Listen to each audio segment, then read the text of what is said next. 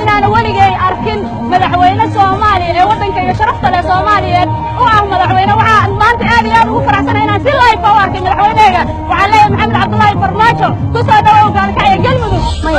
ma arag sawiradiisa inaan arko maahan aniga leef ma arag maanta aad baan u faraxsanahay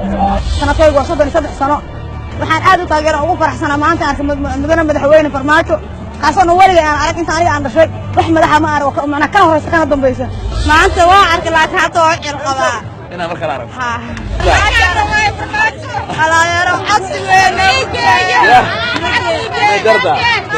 qabyaalad way dhamaatay Soomaali waa mid qora ilaahayow qaadir dawladeena qira oo yeel barqadii ama 4 saac ma shay maaday xilligan hadda jeeda waa xilli maqrino marka intaas waxa u dul qaadinaa waxa sugayay madaxweynaha Jamhuuriyadda Federaalka Soomaaliya Madaxweyne Maxamed Cabdullaahi Farmaajo inuu meesha yimaado cadaad yimaado